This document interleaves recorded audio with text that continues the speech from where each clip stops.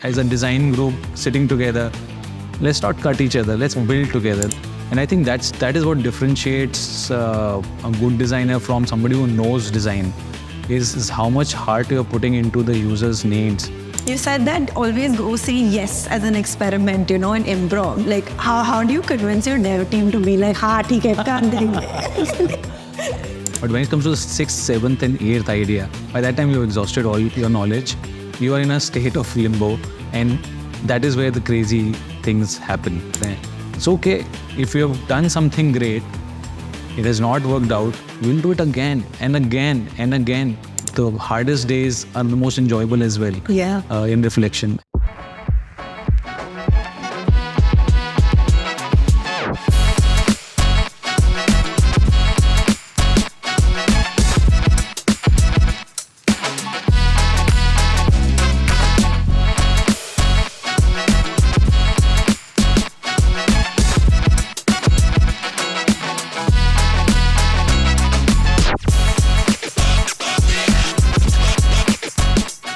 Hey everyone, and welcome to season 1 of Behind the Screens. Here I have with me Ankur Sardana, head of design at Tata Neu and an improv coach. In the past, Ankur has had a very diverse background ranging from companies like Philip, OLX, Samsung, Amazon, Honeywell, Zomato, keep going on. So let's get to it. And hi Ankur, thank you so much for being there, flying down from Delhi to Mumbai today to be there on our show. Thanks, Ishti. My pleasure. And thanks for calling me. Definitely. So let's get started. Okay. First, I definitely want to know about your journey. Okay. Like you've crossed across so many companies in your career and, worked across different domains. Like, you've got Zomato, Roundglass, Amazon, OLX. How has that journey been? The journey has been very interesting, to put it in less words and crisply. And it also makes me sound a little old now. So anyways, jokes apart, I think we live in a world which gives us opportunity to change these journeys. Earlier, our fathers and uncles, they used to go in a company, stay there for 20 years, 30 years, maybe leave just, once they retire. But we live in a scenario where we have these opportunities that we can change our tracks, look at completely another culture, look at a completely different HQ, city, etc., etc. So it's, I really like that fact that we can do that. And once I feel that I've done substantially enough in an organization, I feel like, now there's an opportunity to look ahead and see what else can I do, which new culture I can embrace, what new product I can look at, etc., etc. So I keep shifting gears like that, and it has really made it very enriching, and I'm very grateful that it's the era that we live in, where from a graphic designer to, say, design thinking kind of a scenario has changed in the last so many years, and I've seen that change happen right in front. So it's been a pleasure. Yeah, and you've not only done that across the country, like across India as a country, you've done it beyond the borders of the continent. So what was that like, that experience of, you've set up a team in Berlin, you've set up a team in India. Like, were there like any differences in their culture? I mean, obviously there might be certain differences, but as a leader, did you change your style? Did it take you some time to change your mindset? Like, what was that like? Absolutely, and it did. It changes as well. For example, in Berlin and in Europe, whenever we have had designers sitting out of the offices, what I've realized is that a little more hands-off approach works a little better. Whereas we are used to a little more interaction, more in-the-face managerial techniques, etc. Whereas what I've learned from there is it's not as if it works differently. In fact, I've realized that works better anyways in India also. It's just that we are more involved as P2P relationships go. But what I've realized with them is if we give them space and the people are right and we give them space, it works much better. So I've learned to be a little more hands-off as a manager when I work with European team members. I've also learned that you need to trust once you've hired. So that fact of do your process right of hiring, and once you have done that, then also give that, don't be impatient as a manager, don't be ab kya hai, next kya hai. Theek hai, you've hired, you've put in a process of hiring. Now let's give that person, that new designer, that rope to prove or to get into the rhythm of performing. A controversial statement would be that I've also seen people, designers, especially in Europe and the West, being a little more professional than sometimes our own designers in India are. But that's not a generic statement. It's just something that I've observed, and the love for their craft is also little more than what I've seen here. So, for example, if it is a research team based out of Eindhoven that I work with in Philips, I've never seen such passion for research before. I never thought that research could be done with such depth, because they treat it as it's their life. To that extent, we can learn from that. We can definitely use some of that professionalism in our approaches as well in India. Do you think there's like a difference between their talent and our talent? Like a lot of times you hear that, designers from out of the country are like very creative, very, talented. And in India, it's just like coming up now. And, a few years back, a lot of clients would want, designers from abroad and people who are more technical from India. And design talent was really not looked at, in India. But now it's all changing. So, yes. What do you think? Have you seen a difference because you worked at two different teams? Is it the same, but culturally, because we're different, our habits are different? Like, what's your, That's a good question. The short answer is, talent-wise, there's no difference, actually. We are as talented, more talented as anybody else, because of sheer numbers, we'll be more talented at the end. The difference I feel is because of professionalism anyways being more in those organizations outside, the same organization outside versus inside also changes. So same organization outside in Europe or US will treat, well, the lines are blurring now, but because we treat our designers with more respect, they get more time, we don't question their process as much, so they get time to do more of their process. Whereas here, because jaldi karo, next क्या है, etc. So वो difference है. Talent में difference नहीं है. It's the way we treat our designers and let them perform wala scenario. But as you said, it's drastically changed in the last 7-8 years. Sometimes there's no difference at all. There was a time when design teams in India were doing the back-end work of design. Mostly either B2B work or back-end of the consumer products as well. But that's not there anymore. We are, I think, at the forefront of anything from Samsung to any other large organization such as Microsoft, for example, Google. We are doing all front-end work. So I think we might just be the leading design force in the world right now. Yeah. If I may say that. I really hope so. I definitely want to see India looked at from a creative manner instead of always a technical perspective. Absolutely. Awesome. Okay, digging a little in Tata Neu, you're pretty much building the first super app across multiple physical and digital products. What's the difference about building this than the other products that you've built? That's a good question. The biggest difference is, when I work in a product, say I'm working for a particular product like a Samsung application, calendar application, Samsung OS that we are working on, a mobile OS. We will look at consistency, product principles, design principles, all for one single product, because there's one brand that we're talking about. Yeah. Now, the moment you move into Tata Neu, we're talking about a universe of brands coming together. And those are very established brands. Some of them are the best brands of the world.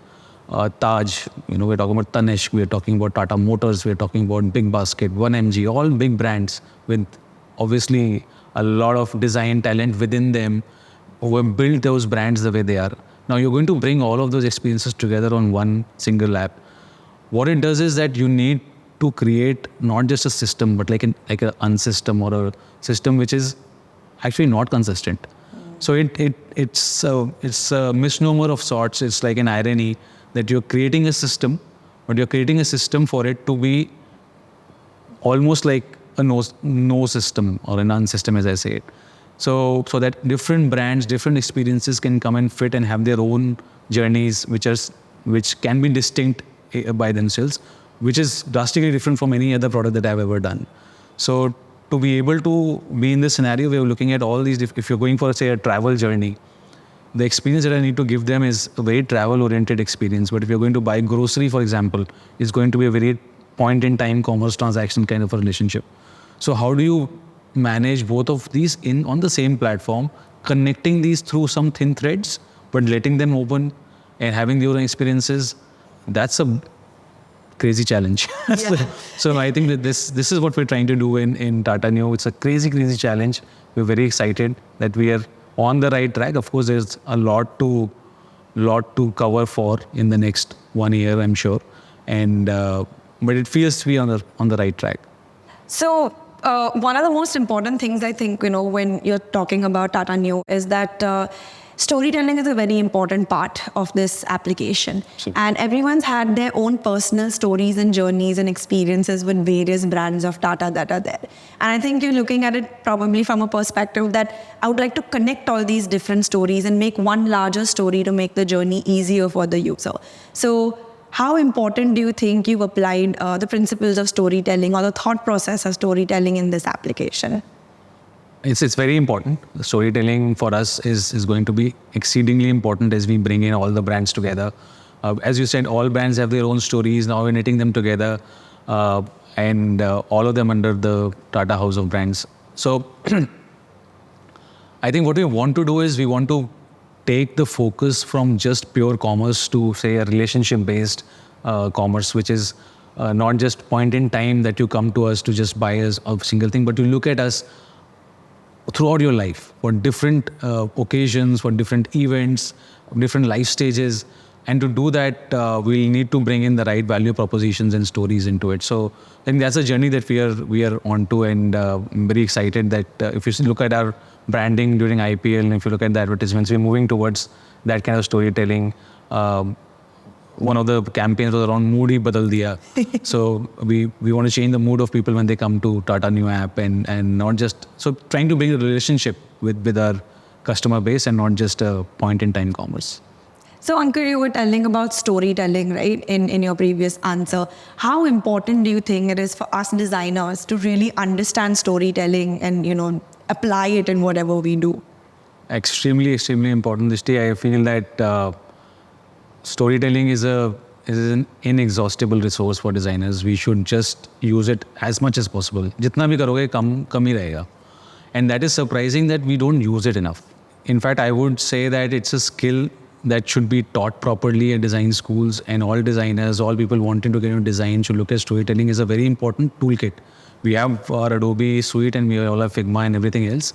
But with that, we need this whole thing of the storytelling bit as well, because content ultimately is 40 to 50% of your whole thing. If you don't wrap it up in the right story and present it to your audience in a way that they grasp it, they react to it, then what's the point of the whole content piece as well? So I'm not denying the importance of content, but what I'm saying is storytelling as a skill set is extremely critical for all design teams, all designers wanting to do well in this field.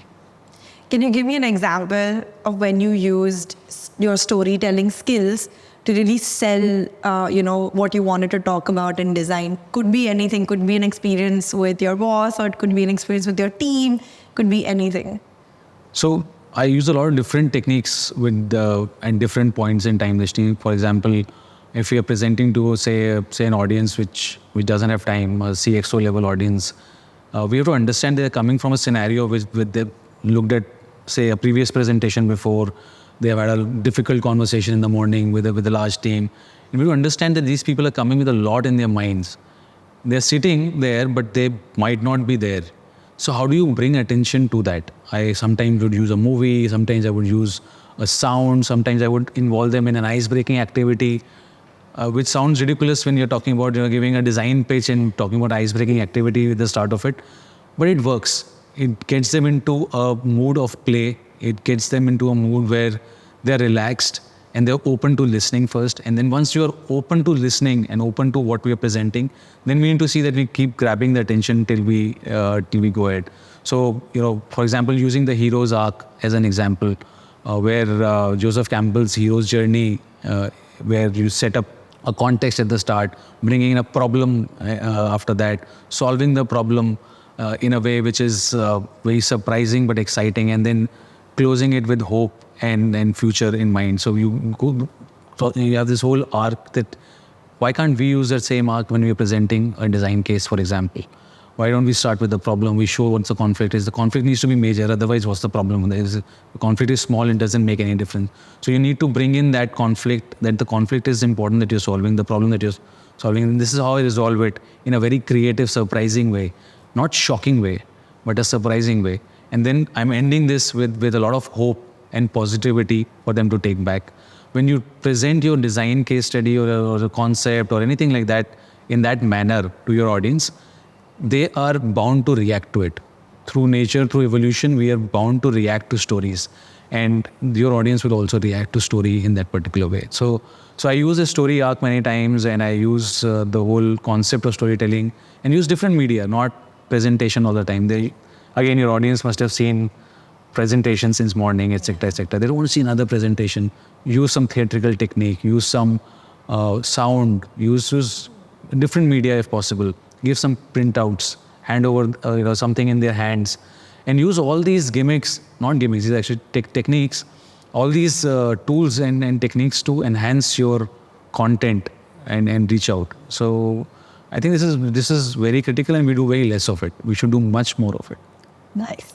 I caught the word theater while you were talking. Yeah. So I wanted to tell the audience that, Ankur's been an improv coach. And how have you used improv in, designing? Like, how have you managed to cross match everything that you've been doing from two different creative, Right. skills that you Right. I think it has made my design journey much more layered than what it would have been if I had not studied theater or improv. And because you learn things from one form, and it must be true for other people who are pursuing couple of or more than two thoughts. I see marathon runners bringing in their thoughts from marathons into their management styles and so on and so forth. So similar thing happens with me. I bring in a lot of my improv into design, and take design into improv as well. Some of the ways that I bring improv in, the basic tenet of improv is yes-anding and building together. So I can't build alone. I need my partners, my group, and I build with them together. There's so much of negativity. For example, if I say anything to anybody today, you're tuned to find a problem in that argument. That's how we are as humans. We try to find, बोल तो रहा है पर गलत. हाँ, मतलब कुछ सही नहीं है. If there's something wrong with this thing, and we're just trying to find till we either convinced or till we convince the other person that you're wrong. And we just keep going into this argumentative understanding. Improv says, hold on, just say yes for a while. Just say yes. Let's see what happens if you say yes, and you build on that rather than saying no. So the philosophy is called yes and. Oh. And this is exactly what we need to do in our brainstorming sessions, for example. When we have, as a design group sitting together, let's not cut each other. Let's build together. Let's build get this culture of building in. And beautiful things happen when you do that, when you keep building on it. And that's something which I really love. Another important thing in improv is that because you're unprepared by the format of the performance, a lot of things do not work on stage. So you go on stage, you're doing a scene based on a suggestion from the audience, and you're not prepared for it. So it doesn't work sometimes. The scene might not create any laughter or any emotion because sometimes things don't work out. And we call it the scene has bombed. Yeah. So the scene has bombed, and you have to go back off the stage and come back again for the next scene. Within a second or within a couple of seconds, with the same rigor that you have gone for before it got bombed. What it does is it just cleans away the whole thought about failure. So once you keep doing improv, and it's not just for design, but in a lot of things, but more so in design, because a lot of stuff that we do does not get implemented and should not get implemented, because sometimes we create stuff for vision exercises or for conceptual understanding or for inspiring other people. And many young designers get disappointed, यार कुछ बन नहीं रहा है, 3 महीने हो गए, मेरे तो concepts बस चले जा रहे हैं. It's okay. If you have done something great, it has not worked out, we'll do it again and again and again. And so this whole fear of failure also going away. has really helped me. So I don't mind going on a presentation stage to show a concept which I know will get bombed. But it's okay. If we don't bomb 20, 30 things, those 3 things which will change the lives of millions of people might not happen also. So it's like this fear going away, which is, I think, very, very critical, not just for design, but a lot of other fields where we have to come back again and again with a different thing, where failure chances are very high. So this is something, again, which I've brought in from improv. Many beautiful other things. And I'll speak on one more thing, which is the whole ensemble bit of it. Like in improv, we don't say it's a group or a team. It's an ensemble, and there's a difference between a team and an ensemble. And you are a co-founder, and you have a team.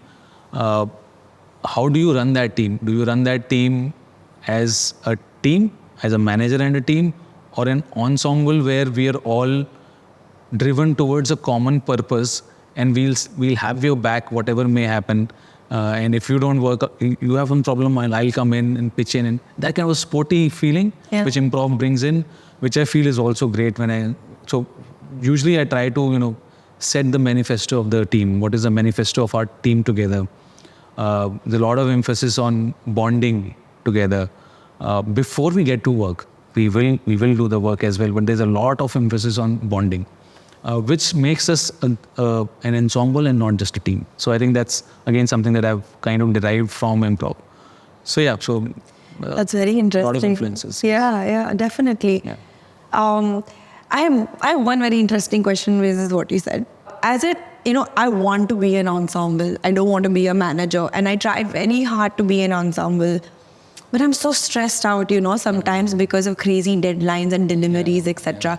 As a design leader, what point should you realize that, listen, take a pause? Like, your team has worked very hard on getting something through, and you're severely pressurized, to deliver, and you're at that iterative stage. How do you know, when to, be like, it's okay, we'll figure it out, we'll move ahead, or be like, okay, we need to figure this out now because, we have this deadline on our head and we need to get this through? We need to be real.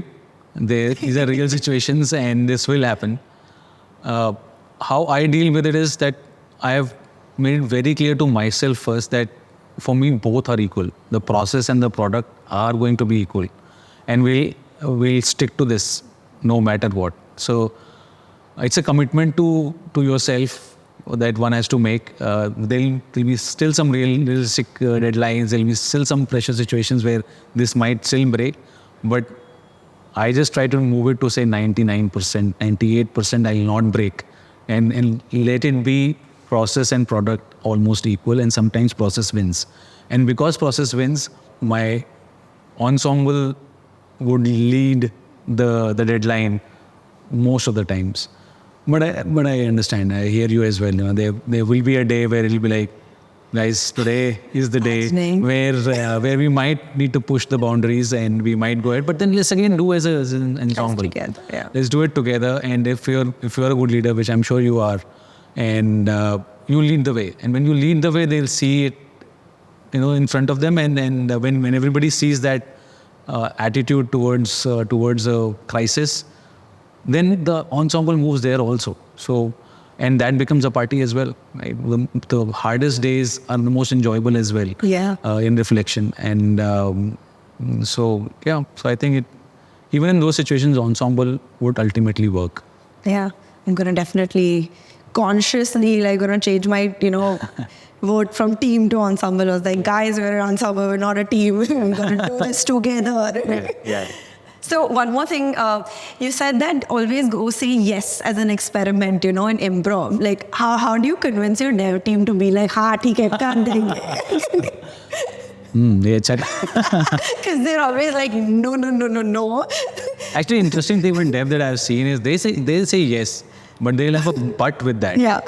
Whereas we have to say yes and. So they'll go yes, but I need 3 months for this. Yeah. So it doesn't work in a lot of scenarios. We'll have to choose the right situations. But if we involve them at the right stages, development teams, I think what we do is we leave a lot for, things are done. Now, development team, you do it. Figure it out. it's not the best way. They will. What if the product manager comes to you and says, "I have thought the product, make the screens only." Yeah. Like as a designer, I feel disheartened. I have my UX research process, I have my UX process, I have to make personas, journeys, and then then I go into wireframes. I'll make my designs after that. Yeah. And here's the product manager saying that मैंने सब कुछ सोच लिया है, अब तुम design बना दो. So you feel bad. It's the same thing which happens to the tech team. I think what we miss is clear communication and involvement. So if we inform, I'm digressing, but I think it's important. The PM team, the product management team, and the business team, and the dev team, this is a process. So I do this even if I know the company has an established design process. I'll still go and tell them, this is my process, this is my team's process, this is how we do stuff. In some projects, we'll just do this part. We'll not do the whole hog of starting from research and this, but in some projects we'll do the whole hog. We'll inform you which project will involve which states, so that they're aware of where we are. We are not hiding in a cocoon and suddenly coming back with a aha design thing. And because we need to move out of this, we create sexy at the end of the 3 months to a very process-oriented, thoughtful design ensemble. So it's like, are you that, or are you only we sexy cool guys coming later? So I mean, that's also fine, and in some situations that might work better, but for me this works better. I enjoy this process more, where it's more involvement. Product teams feel like they can engage with us, they can take us to the market situations and take us to the numbers as well, and the tech team also feels comfortable with us in their process. So yeah, talking about product managers, you worked with multiple product managers in the past. Yeah. What do you feel that they lack when it comes to them handling designers or communicating with designers? So, see, we have to understand that all product managers might not understand our process very clearly. And we also have to understand that we don't understand their processes also very clearly. Once we start from this point, things are going to get better. So they don't understand us very well. We don't understand their processes also very well. Let's start from this point onwards. And so what do we need to do next? We need to be very cognizant of the fact that they start first understanding our process. So we need to educate them. So this is our process. These are the steps that we follow. And and I said that in the previous question as well, not hiding within our cocoons and then suddenly coming up with solutions, but telling them about the process. We are designers are very worried about showing half-baked things. And because वो comment करना शुरू कर देगा, उसको दिखाएंगे तो PM को, and etc. Tell them not to comment, but tell them where you are in the process. It's okay to show half-baked things and tell them this is a part of our process. This is where we are. Currently, we are at stage 3. We'll reach to stage 5, where we'll take your comments in and we'll go for reviews, etc. So this is very important. I think it's also important from our perspective to understand where they are coming from. They are waiting for us so that the execution can start, for which they are completely responsible, and they need to look at the whole perspective in terms of numbers. So they are the glue which is connecting the 5 or 6 teams together. So we have to understand their panic as well, because they are waiting for us to deliver, to move, because we are a bottleneck for them in a lot of ways. So until we understand them, and sometimes it's interesting to break it down and say, okay, fine, we'll not give the whole design in one go. We'll break it down into chunks and make their life easier as well. So they know, okay, fine, the designer is understanding my problem. Now I need to understand the designer's problem and go hand in hand. This relationship is extremely, extremely critical. I think for a success of a product, the product managers and designers need to have a lot of respect for each other. There were a lot of instances in different organizations, but I'll talk about OLX, where we were trying to build a feature where the users have to take a video of their car and upload. So it's OLX Autos that I'm talking about. And we had a very clear business requirement, and it came to the product managers. They thought it's a very clear-cut case. You take a video and then that's about it. So we need some designs around how to upload a video, and that would be it. So a short timeline, etc. It came to us, and we realized that it's a very difficult problem to solve. How do you shoot a video in Indian conditions? Sometimes there's no place to shoot a video, and all those kind of stuff. And people speak while recording, and what do we do? The noise. there's so many different aspects about it. So we need to educate people how to take a right video, and we got the PMs involved in research. We got them to interview with us, and some of the PMs are always willing to do that, and some of them feel that it's a waste of time, but the ones who are good, they will always want to understand the user's perspective. So we involve them during that phase, which is where we are researching. Then we involve them in brainstorming as well. Again, while we're thinking, and in brainstorming, if you ask for people for ideas, people will come with obvious stuff. And then we introduced techniques like crazy eights, where we come up with quick ideas, affinity diagrams. How do you bring in creativity to the process of brainstorming, so that they also feel that, oh, I was being involved in a creative process. So you involve them again, and you involve them in the process of selection of the high level ideas that we finally came.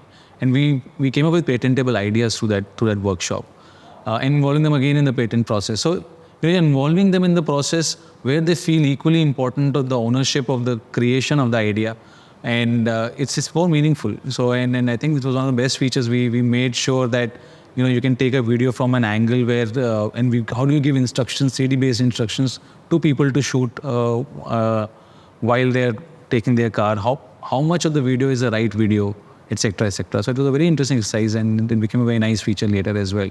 So that's what I've seen. Whenever there's more involvement, whenever you have teams which are working together in terms of PMs and product designers, it just becomes much more meaningful, and there's a rhythm to the whole process. I really like it that way. Nice. What's Crazy 8? Crazy 8 is a simple format where you have to come up with 8 ideas in a crazy amount of time. You can restrict the time to 5 minutes, 10 minutes, whatever you feel. But you have to come up with 8 ideas. The thing happens is that the first 2 ideas are the obvious ones, which you have seen somewhere or which you know already, and you're not thinking hard. But when it comes to the 6th, 7th, and 8th idea, by that time you've exhausted all your knowledge. You are in a state of limbo, and that is where the crazy things happen, where you write something which is crazy, which is very interesting. I really love the exercise because that pushes people to go beyond than what they've been thinking. It's just a simple exercise. So you do the exercise, you have those 8 ideas from different participants, you do an affinity, you group the ideas together, you vote on it, choose the best groupings, and then go deeper into those ideas. There's a simple brainstorming technique that is used by a lot of teams. Nice. Very interesting. Okay, so talking a little bit about your love for building teams, when you have to work from ground zero for building a design team, how does one initiate building a team? I think when it's from real ground zero, then I take some time to understand what is the requirement of the organization, the different organizations and different maturity levels. For example, in a Samsung, you don't need to explain what design does. But whereas in a startup or in a scenario like Roundglass where we're consulting, there would be scenarios where you have to just teach design first, evangelize designs, concepts, and then, so you need a different kind of team. You need team of storytellers, you need team who is there to evangelize more than actually do, whereas in some other scenarios, there was something else. In some other scenarios where design has been perceived only as a visual design input, and the whole design thinking process is out, research is not done. In those scenarios, you might want to prove that visual design, yeah, okay, fine, you got me for visual design, I'll do it. But then later I'll bring in the rest of the things as well. So you get a foot in the door with visual designers first and then bring in the rest. So it's very important to understand what the particular organization needs at that particular time. How mature are they in understanding of the design team itself? Is this the first design team? Is this an evolution of a design team? So all of these things come into consideration, and then I try to understand what would it need. Would it need creators more? Would it need storytellers more? Would it need researchers more? And accordingly, I try to mix and match things. I've been lucky that a lot of people who have worked with me in the past, I can tap onto them, call them over, and the right person for the right job. And so that really helps, those connections over the last 17, 18 years. So yeah, that's what I do. Yeah. Who are your first hires when you're building a team? As I said, it'll depend a lot on the organization's maturity and understanding of design. But there would definitely be storytellers involved, or people who can tell good stories, who understand that that the knack for storytelling, I think they would be definitely there. And the creators, which is like the hardcore visual designers or the UX folks, a couple of them definitely coming in very soon. Because if that is not there, that's like a bread and butter. We need to move stuff. So I often say there are 3 stages that you see in that how we help the organization. We support the organization as a design team. We improve what has been done in the product, and we ignite the organization. So there were 3 different stages. So yes, you need to support, so you need to bring in those people very quickly as well. But parallelly, we have to invest in the other areas as well. So improvement, I typically explain as the next launch or the next version of your current product.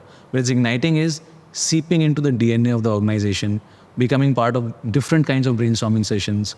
Even if HR has a brainstorming session, they should call you. I mean, that's the culture that we should have finally, in terms of, you should understand that the people who bring in creative thinking across the organization as a design team.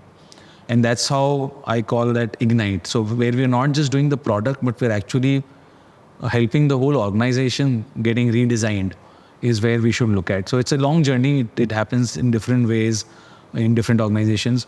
We need to start with support usually, but in some companies have already evolved. We can start with something else, but invest in other areas as well, so that it somehow comes together at the right time of maturity.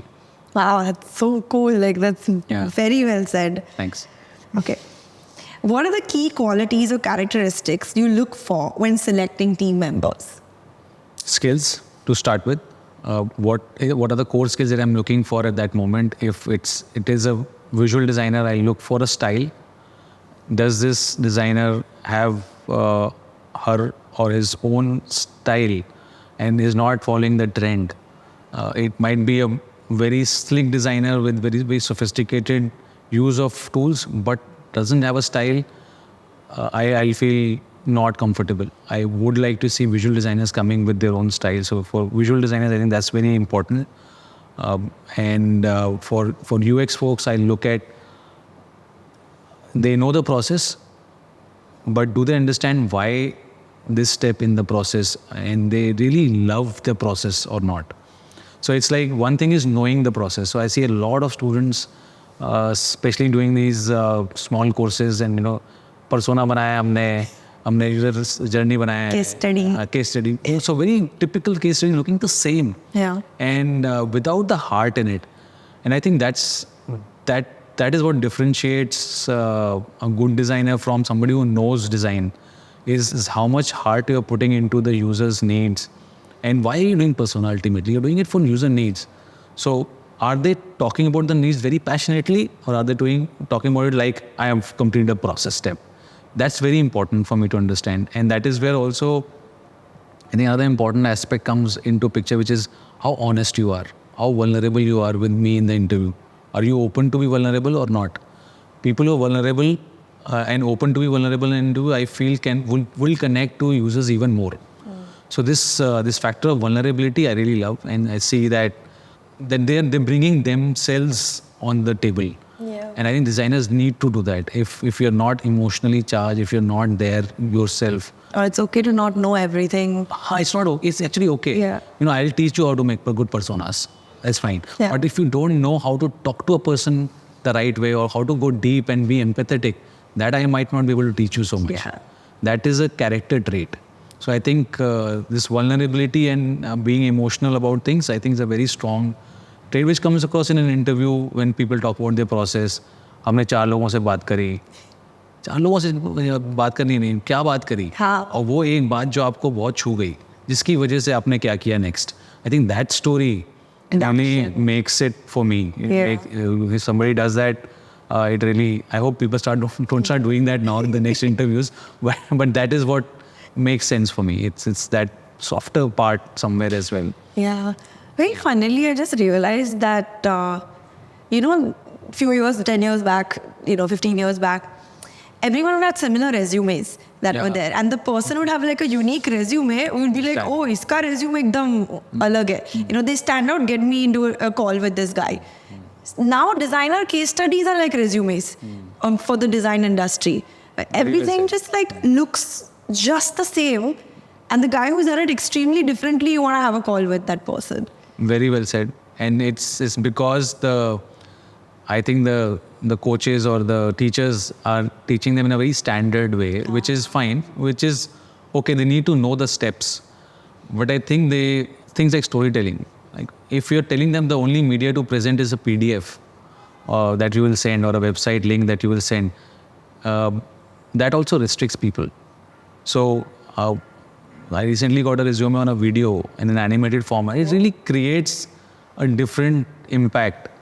First of all, that this person he wants to be different. Okay, fine. That's a good sign, not a bad sign. The story had a soul. It's not just, again, video is not the video of user persona and then what happens like, अरे भाई persona करते क्यों हो? मतलब persona actually is done to bring the teams together. So if I understand, the way I understand personas is, persona should be done actually with the product team, marketing team, business folks, design folks together. So that as an organization, we agree that this is the person that we are making stuff for. What happens is it has become like a design deliverable. And designers say that this is the persona. Why would a marketing guy agree to it? He will not. He'll say, मेरे साथ तो बनाया ही नहीं है. I have made different TGs. I have made ads for a very completely different TG. You are making a persona for a very different kind of an audience. It's not matching together. Yeah. So we need to marry what they are thinking as their TGs with the persona. So persona had a very different use case. Now if you see these resumes, they start with persona. 3 personas, demography details. Information Has architecture. 2 kids, loves their child, very nice. And 1 verbatim which looks so fake. So टेम्पलेटाइज नहीं कर देना चाहिए. We should try to सी कि ये क्यों किया था, उसका पर्पस क्या है. और then we come to user needs and journeys and we smileys and non-smileys. Journeys are looking the same. Why are we doing the journeys? Can you tell me 3 pain points? Don't tell me 20. 3 pain points which really touch your heart. Why you feel that we should do something about it? I think those are the soul sometimes get missed in terms of templates, which I understand is important. So you need to teach the students that there's a process. It's very critical, but also ask them to go much deeper than what they are doing right now. So completely agree with you. This is happening with me a lot. Similar, absolutely similar kind of portfolios these days, and this is not a good scenario to be in. Yeah, I want to tell you one experience that I had. We interview hundreds of designers, at Pineapple for various roles. And I've been doing this for the past 3 years. And just recently, after so many years of going at it, I got on a call with a girl. And I had my set of questions ready that I wanted to ask her for the role. And she's like, hold on. And I was like, I was getting into my groove. She's like, hold on, before you ask your questions, I know you're going to ask me, tell me about yourself. I know you're going to ask me, kya kiya hai, everything. She's like, wait, I will take you through a PPT of my entire experience. And she just started, and it was like an entire story of her journey and everything, and answered like 80% of all my questions that were there. And I was like, how soon can you join? After that, because it was so well thought through, and one out of so many. Right. So, I totally agree. I think for us also, to just filter people and to understand who's the right fit, we need them to be utilizing their entire vulnerability, like you said. I think there's an important factor here, which is it is still happening in good design institutes. You still get that depth. So it's not, it is from the new design schools that I'm seeing this much more. And especially the short courses that I'm talking about. Yeah. Because of course, in 6 months, they have to teach you design. So what can they do? They'll teach you these 7 steps and they'll teach you that this is design thinking. But that's not because, and you don't need to learn visual design. You just need to do these 7 steps and you'll be a UX designer. That's what they're told. And poor folks, they feel that that's the right way to look at it. In good design institutes, you're still getting students who are looking at it. If you look at, I don't want to name a few and destroy the reputation of others, but there is IIT Kanpur, there is IDC, there is NID, there is MIT Pune, there is Srishti. And these institutes, if you look at the students coming from there, they still have that thought process of going much more deep. Yeah. And which is missing in these short-term courses. And so I think we need to look at that fact also. Are the teachers and the faculties and the coaches themselves like that or not? Are they completely business oriented where they're trying to produce more UX designers? Because what that will do is that will spoil the reputation of UX design in any ways. ultimately industry will understand that it'll get for cheap these resources. The salaries will get disparate as well, and then things might happen. So I think the design institutes should go deep, focus deep, and try to look at it from that perspective, and not just churn out UX designers the way they're trying to do right now. So that's a problem. That is a universal problem, right? That happens with any popular thing which happens, and UX design is very hot right now. So everybody wants to cash on to it. True. I love that you touched upon this. I mean, that's the whole reason why we're doing this podcast, is to bring this awareness to all the designers in India. All right. So going towards design team, okay. On LinkedIn, you mentioned that when a design team starts influencing the culture of an organization, it brings a new level of satisfaction. Yeah. Have you seen this happening in your career? And what is this level of satisfaction that you've seen going on? Absolutely. So I've seen that it takes a little bit of time. Because as a design team, the first expectation is aesthetics, that this team will bring in aesthetics. Then the second level is maybe innovation. Then they're the creative guys, creative folks that bring creativity on the table. And so there are two paths for the design team then. Either we can remain this exclusive group of people who do crazy stuff, who party hard and, who look different, who have colored hair and everything else, which is fine, which is great. But we don't want just to be that. Otherwise, we would have been, a separate kind of a studio or a different culture altogether. If we just wanted to stick to that kind of culture. But the fact that we are in an organization and a part of an organization, I think it's a fundamental duty to spread this thought and love across. So now, how do we spread this user centricity, this thought around this whole push towards innovation, not just to restrict it to this group, but say the other groups as well, so that when they look at innovation for anything, they call you. As I said earlier, HR teams call us, and they tell us that this is we are creating a new process for something, and we need your help to ideate. So we go there and create brainstorming sessions, and there's so much of creative brainstorming that can happen. So we bring in the elements of design into the brainstorming sessions, where they all start, because we have a playful way of doing it. Yeah. Designers have play in their brainstorming techniques and the way we conduct stuff. We want the place to be lively, and I'm sure your studio is lively as well. And that is what differentiates things from other teams. They're a little more straight-jacketed, and when we bring play in it, they open their arms and they're a little more easy. And the CEOs drop their whatever the formats that they've been in, the paranoia of being the right person, the right time, and those kind of things. So play brings in that. So I've seen that happen very often. If you are in an organization, in a design team which has proven itself, but the trick is you need to prove yourself. Yeah. You cannot say that we are a design team and we can change the organization. Yeah. It doesn't work like that. First, you do why you were hired for. In their minds, they hired you for UX, for UI.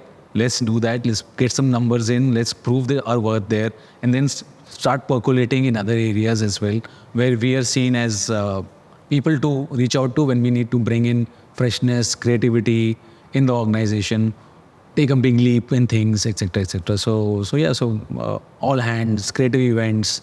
Let's participate more as design teams and show what all we can do across in organizational behavior, organizational improvement. Absolutely. You always have your love for users that are there, and you've always, been on their side and looked at things from their perspective. So based on a little research that we did on you, it was clear that you have a passion for a lot of things. What caught our attention the most in your profile was your consistent expression of love and appreciation for users. I'm curious to know whether this love for people was something that naturally influenced your success as a designer, or was it something else? I would like to believe so, that it's an... if you look at our profile, my profile, I am a user experience designer. User is at the core of everything that we do. And I think that's the difference, that the process in design versus any other process of new product development across the world. We start with the user, and that is why we are so important for customer centricity in any kind of a scenario. The only parallel that I have is in advertising, maybe where they again start with the target segment in mind, and then they build their story around it. But they have a lot of business goals in mind, and similarly we have it. So it's in the core of what we do is the love for user. And if we're doing it for ourselves, we might as well be artists, which is fine, which is a great thing to do. But it's the pleasure that I see people enjoying what I do is what gives me, the reason for what I do in a way. So what I'm doing is making others happy or making others' life easier. Isn't that a great thing to do? Like, that's the reason why you're here. You can create stuff, but when you create stuff which other people can use, and that makes a difference in their lives, it's a great pleasure. It's a huge satisfaction. Yeah. And gratification. And I mean, for me, when I started as a young designer, I always wanted to protect the user because I felt like experience is so important. And I always try to cite them, and then I'm having this argument with the other design team going like, no, but the business goal is this, but I'm like, but the consumer's goal is this, So that brings me to my, next question is that one of the lines that you've written is that I believe if there's a conflict between a user goal and a business goal, design should be able to innovate to find a bridge. Right, absolutely. But that doesn't happen all the time. True. So the ideal scenario would be that these are the business goals. There's a Venn diagram, the user goals, and it's come in the center is where the world happens, where mojo happens, and but it doesn't happen like that. I think the example would be that a business team comes in and says we want to understand if you should develop a particular feature or not, but we don't want to invest in it. Right, and then they would ask you to do a dark UX pattern, which is fake door testing. So they'll say that put that feature and let them click on it, and it'll not take anywhere. Yeah, because it's fake door, and this is not a user goal at all, right? This is a completely anti-user experience that can ever happen. So you understand as a designer that okay, you don't want to invest in that right now. But you don't want to create a fake door as well. So can you make a small door instead of a fake door? Can you make the door smaller? Can we push the team towards that? Okay, don't make the whole set of features, but can you still make this one thing so it doesn't get stuck? At least opens and then you say, coming soon, informing you, we'll reach back to you, something like that. Or even better, if you can do a smallish feature rather than a whole feature. So we need to convince the teams as well. But we need to understand that something, just if it takes 4 months to create that feature and you don't have that amount of time, instead of a fake door, let's make a transparent door or a translucent door, which is not a completely wrong thing to do, but not the best thing to do as well. So those are compromises, I think, which we can help the team take, which doesn't completely destroy the experience and still helps the business goal to achieve what they want to achieve. Similarly, with a lot of sale events, with a lot of so now marketing wants to get their numbers, and they'll put a lot of sale everywhere. Now they want to put sale on the whole page, but there is a problem with the users as well. There's a thing when they'll just scroll, they'll not see what's happening. So if you put sale on everything, it'll not work out. So we'll have to explain them to just try do a little A/B. You'll see yourself that the clicks across have gone actually lesser than when you had lesser number of sale banners, for example. So I think these are the areas where design can come into picture and start giving suggestions and solutions to how things can improve. Yeah. So yeah, we have to be very consistent with that. Banner blindness is the word I was looking for. Is a very big thing, and in our app, for example, banner blindness is very important. So we need to tackle it. There are a lot of different ways that we have tackled banner blindness, and so we have given. For example, we were a dark theme earlier, and everything was in a dark theme. Everybody said, no, we are a dark theme. Let's not change it. It's its identity. But what we also realized that people were just scrolling through the whole page. There's no break. We need to add more colors as backgrounds. We need to add dividers. We need to add sections so that we need to add docs, things in doc to get by themselves, etc. So we brought all these into the UI, which It's really helped. The numbers have improved, in fact. So we'll have to, I think, sometimes teach and get and learn also from what's the exact business goal, how can we help. Before we rubbish the number, let's understand what the goal is. Most likely you can help in some ways without destroying the experience of the user, because if you don't understand the number, they will keep blah blah blah blah कि करो करो करो करो. But if you say no, I understand your problem. Okay, समझ गया, तुमको ये number बढ़ाना है, इसको बढ़ाने के और तरीके भी हो सकते हैं. So let's not destroy the complete experience. Let's do something else to get what you want. Very fair, very true. Yeah. all better said than done. All better said than done. That's true. Sounds very idealistic, but the struggle is real. And struggle is real. Yes. Talking about numbers, companies and design teams are usually focused towards, DAOs and MAOs. However, design many times is about building trust, NPS or other metrics that can't be measured. How do you prove that design helps in such a case? Even MPS is an important rating, right? So I think everything that we do, the physical manifestation of it is in numbers. It does happen.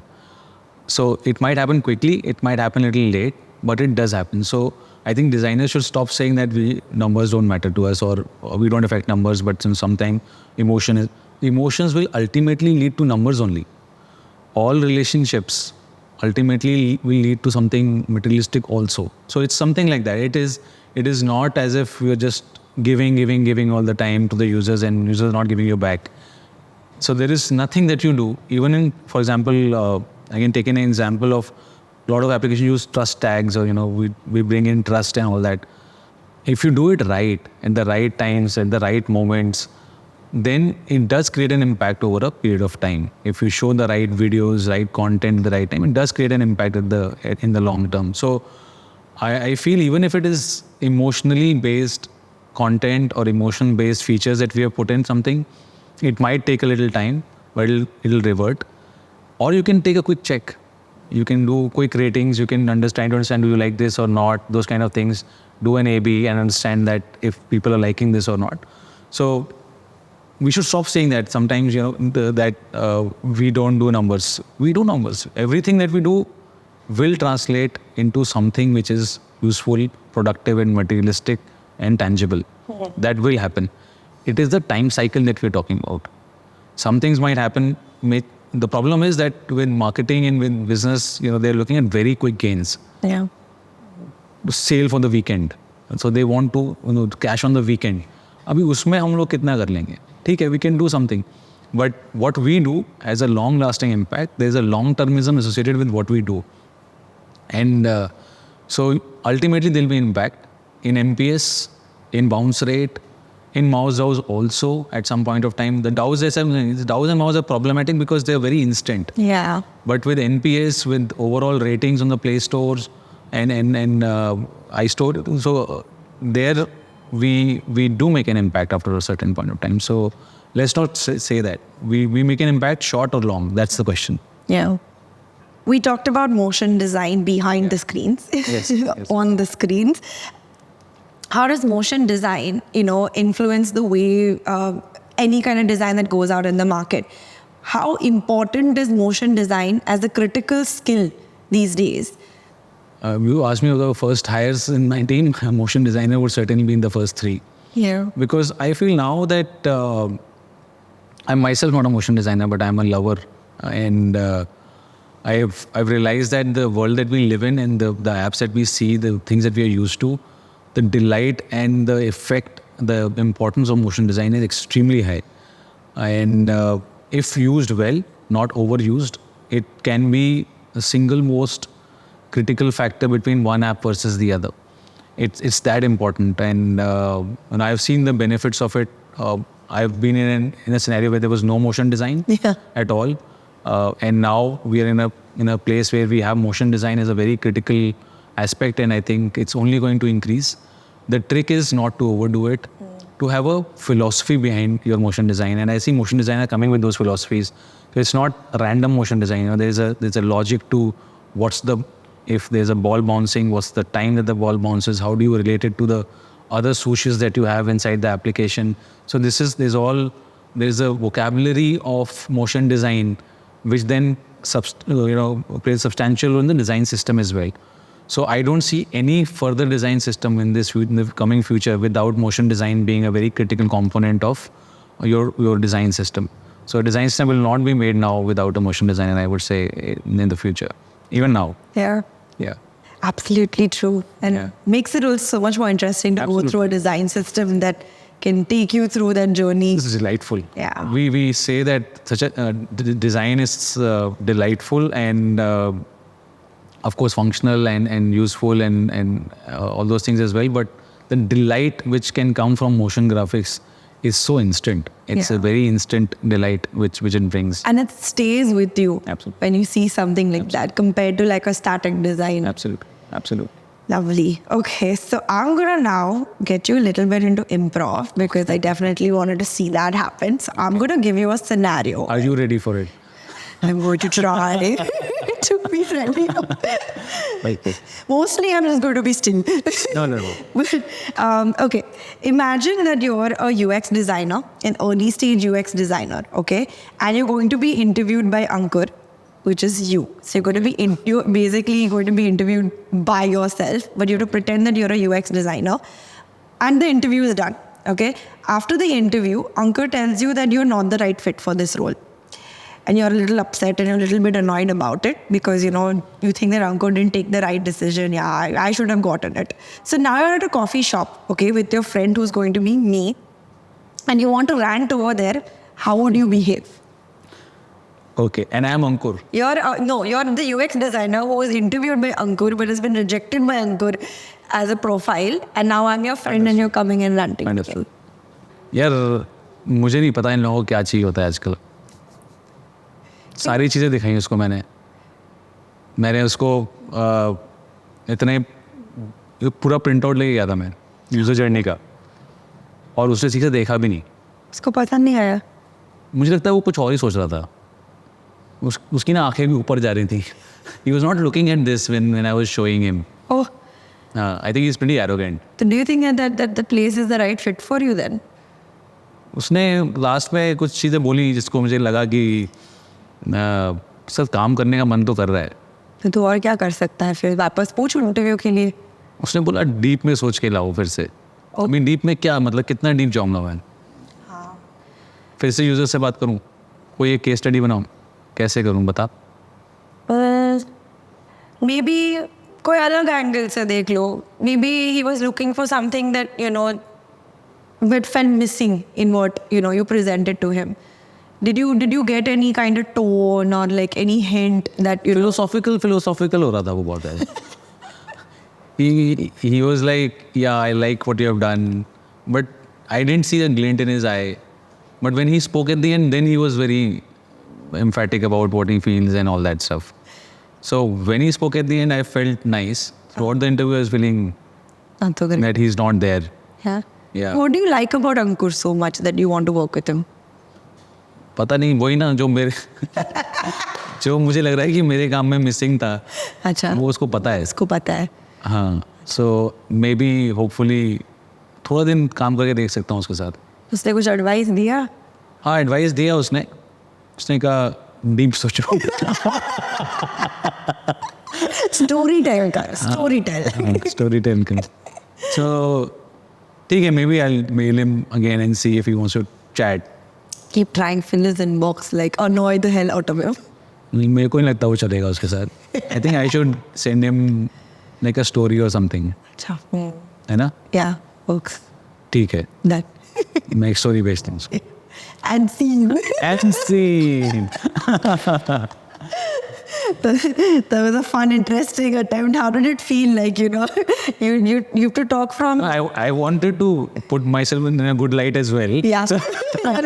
बुरा तो नहीं. हाँ इतना बुरा अच्छा आदमी है but मस्त आदमी है.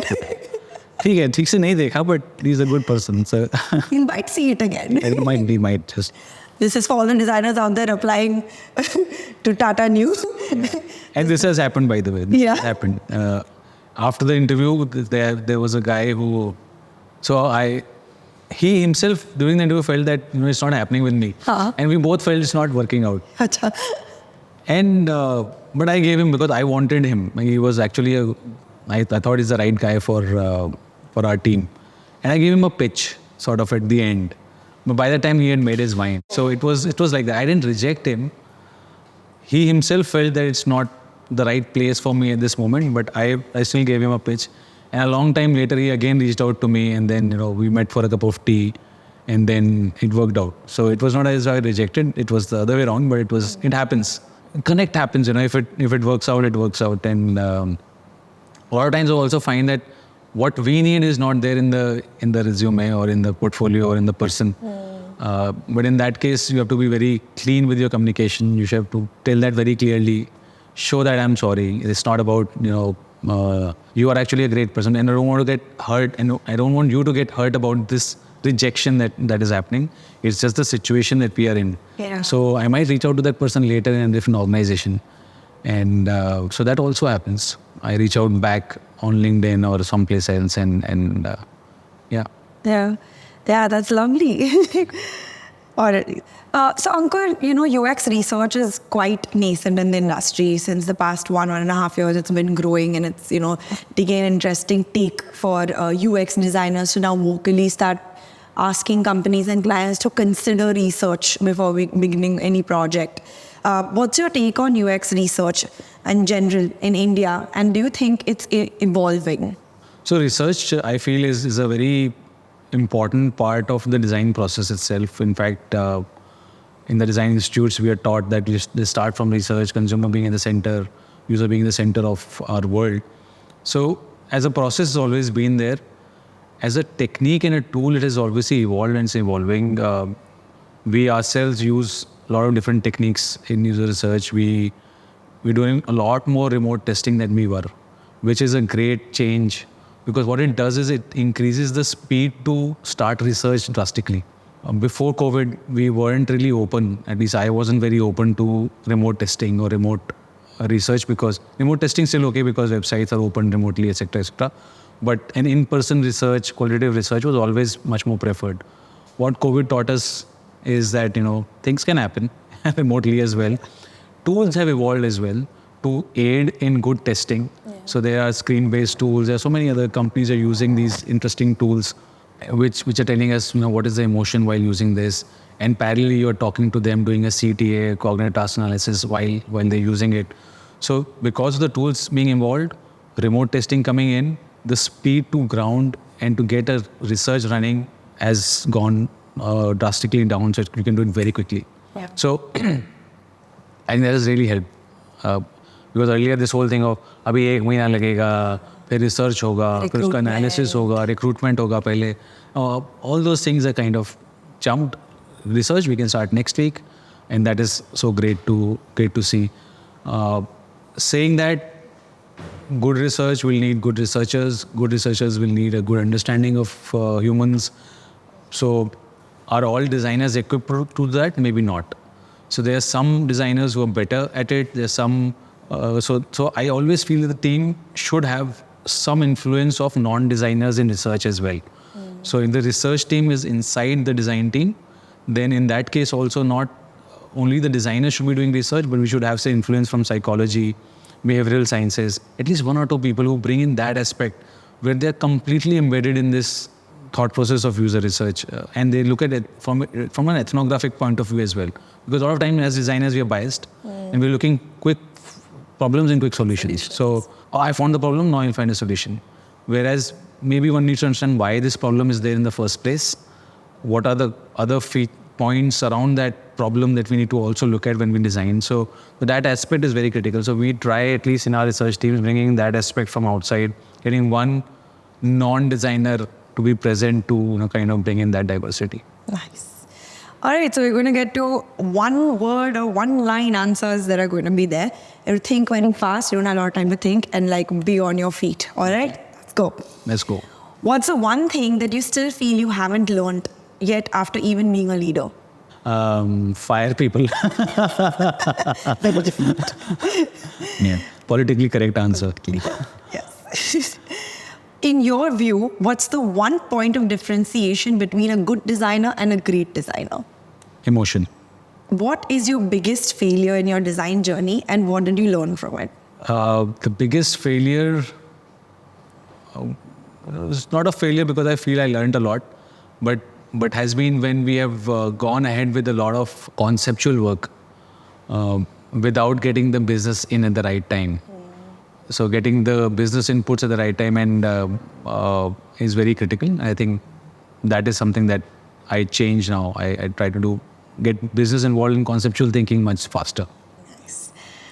What's the one thing your team does not like about you? Nothing. I don't know. What's one thing? That's good. That's great. You're like, yeah, amazing. What's one thing you don't like about your team? It could be anything quirky, fun, like, you know, they hate my Slack messages or like, arey, kabhi bhi, you know, message kar deta. Anything it could be. Yeah, sometimes I'm like enjoy for their parties because I feel that there's too much party, and I'm sometimes like, yeah, user. so sometimes I think that is where the disconnect happens. What's one myth about the design industry that you'd like to debunk here today? I think don't treat us as the creative folks who sit separately in a room and do crazy stuff. Involve the design teams, empower them to be a part of different phases of the organization, and beautiful things will happen. Nice. Last quick one-liner question. If you could collaborate with any designer, living or deceased, on a dream project, who would it be and why? That's Charles Eames, I think.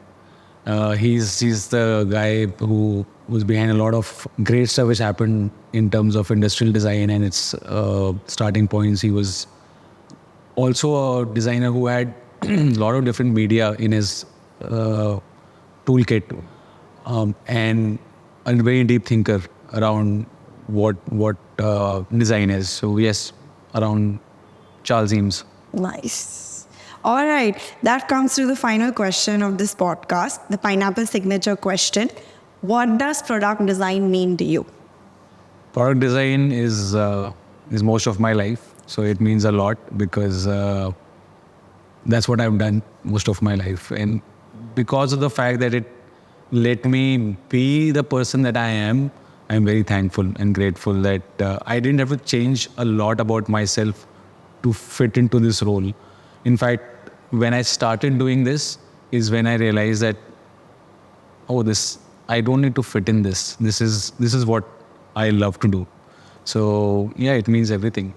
So yeah, that ends all our questions for this episode. Thank you so much, Ankur, for coming here today at Pineapple's office. And it's been a great pleasure doing this episode with you. Thanks, Dishti. Thanks for having me. It was wonderful and nice questions. Thank you. Thank you.